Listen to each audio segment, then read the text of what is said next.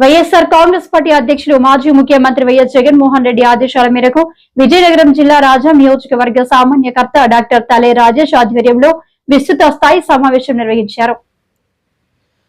ఈ సమావేశంలో జిల్లా పరిషత్ చైర్మన్ మజ్జి శ్రీనివాసరావు, మాజీ ఎంపీ బెల్లాన చంద్రశేఖర్, ఎమ్మెల్సీ పాలవలస విక్రాంత్తో పాటు 4 మండలాల ఎంపీపీలు, జెడ్పీటీసీలు, ఎంపీటీసీలు, సర్పంచ్లు, కార్యకర్తలు పెద్ద ఎత్తున పాల్గొన్నారు. అనంతరం వారు మాట్లాడుతూ ఎన్నికల ముందు బాబు షూరిటీ భవిష్యత్ గ్యారంటీ అంటూ సూపర్ 6 పథకాలతో ప్రజలను మోసం చేసి అధికారంలోకి వచ్చి ఏడాది పూర్తయినా ఎటువంటి పథకాలను అమలు చేయకుండా ప్రజలకు జరుగుతున్న అన్యాయాలపై జగన్మోహన్ రెడ్డి పోరాడుతుంటే ఆయనకు వచ్చిన జనారాధన చూసి చంద్రబాబు ప్రభుత్వం ఓర్వలేక సంబంధం లేని కేసులు పెట్టి ప్రజల్లోకి వెళ్లకుండా అడ్డంకులు పెడుతున్నారు. బాబు షూరిటీ, మోసం గ్యారంటీ, కూటమి నాయకులు సుపరిపాలనలో తొలి అడుగు కార్యక్రమంలో ప్రజల్లోకి వెళ్లే ధైర్యం లేక ప్రతి గ్రామంలో 3-4 ఇళ్లు తిరిగి వెళ్లిపోతున్నారు అని అన్నారు. కూటమి ప్రభుత్వం మోసపూరిత హామీలతో అధికారంలోకి వచ్చింది. ఆ హామీలు నెరవేర్చేలా ప్రజల తరఫున వైసీపీ నాయకులు పోరాడాలని పార్టీ శ్రేణులకు, కార్యకర్తలకు విజయనగరం జిల్లా పరిషత్ చైర్మన్ మజ్జి శ్రీనివాసరావు అన్నారు. మన నాయకుడు జగన్మోహన్ రెడ్డి గారు పాదయాత్ర చేసి ప్రజల్లో మమేకమయ్యి ఆయన ఇలాంటి బాండ్ పేపర్లు ఏమి ఇవ్వలేదు. ఒక మాట ఇచ్చారు, అలానే మాట కట్టుబడినట్టుగా ఒక మేనిఫెస్టోని ఇచ్చారు. ఆ మేనిఫెస్టోనే ఒక బైబిల్ గా, ఒక ఖురాన్ గా, ఒక భగవద్గీతగా ఆయన చూసి ప్రతి ఒక్క హామీ నెరవేరేటట్టుగా సుమారు 99% పైగా హామీలను నెరవేర్చిన ఏకైక ముఖ్యమంత్రిగా జగన్మోహన్ రెడ్డి గారు. అయితే ఆ హామీలను నెరవేర్చే క్రమంలో ఎన్నో అడ్డంకులు వచ్చాయి.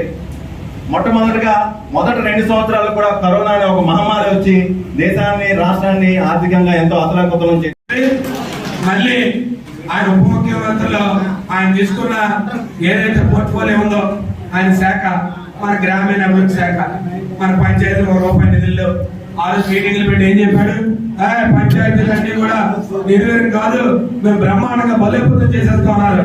ఆగస్టు 15 5,000 రూపాయలు ఇచ్చినట్టు ఉంది. 2,500 అవి కూడా వచ్చిందో తెలియదు కానీ ఆగస్టు 15కి తర్వాత నుంచి మనిషి అక్కడ కనబడలేదు. ఇప్పుడు వచ్చి 15 ఫైనాన్స్ నిధులు లేవు, జనరల్ ఫండ్స్ నిధులు లేవు. ఉపాధి హామీ పనులు ఉన్నాయంటే తీసుకొచ్చారు, కాంట్రాక్టర్లు ఎక్కడెక్కడ నుంచి తీసుకొచ్చి పనులు చేసుకుంటారు. ఇవాళ ఆయన చెప్తాడు, నాకు పాపం చేస్తాడు, పోరాటం ఎవరితో పోరాటం చేస్తాడు. 5 సంవత్సరాలు అధికారంలో ప్రశ్నిస్తానో ఇదో ఈ బాండ్ రాశావు ఆయన వచ్చి అన్ని అయిపోయింది చెప్తున్నాడు. నువ్వు వచ్చి చెప్పి అయిపోయింది లేదా పోరాటం చేయి. నీకు వచ్చి కదా పోరాటం. నువ్వు ఉప ముఖ్యమంత్రి రాజీనామా చేసి ఒక ప్రభుత్వ రుణవాడివి, ఒక పార్టీకి అధ్యక్షుడివి, ఒక మేనిఫెస్టోకి సంతకం పెట్టి ప్రజలకి రాజ్యాంగబద్ధంగా ప్రజాస్వామ్యంలో ఒక మాట చెప్పిన వ్యక్తివి. ఇవాళ నువ్వు ఏం మాట చెప్తున్నావు అంటే నాకు పాలన అనుభవం లేదు, నాకు వచ్చి పోరాటం చేయలేదు.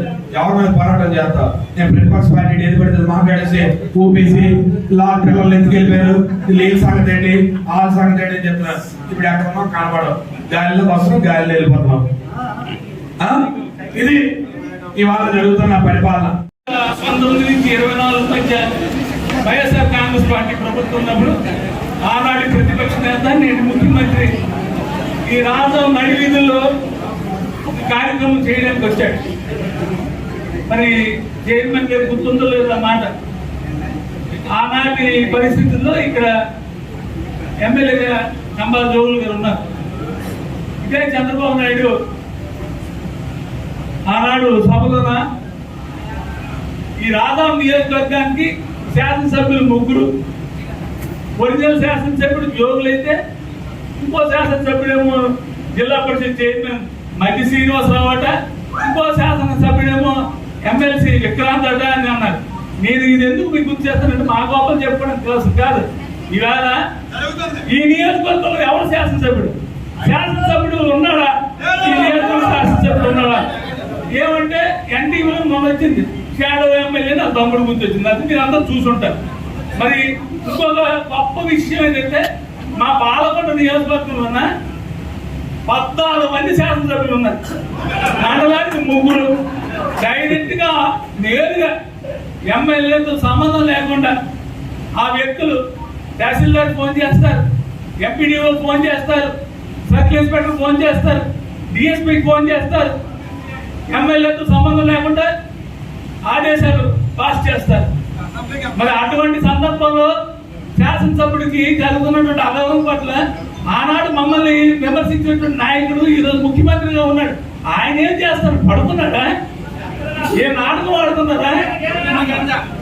కేవలం ఏంటంటే ఆ రోజు ఉన్నటువంటి శాసనసభ్యుడికి సహాయపడాలని ఆయన చేయడం కానీ నేను కానీ చేసినటువంటి ప్రయత్నాన్నేమో ఇంకో రకంగా మరి చూపించినటువంటి వ్యక్తి ఈరోజు పూర్తిగా డామినేట్ చేస్తున్నారు శాసనసభ్యుడిని.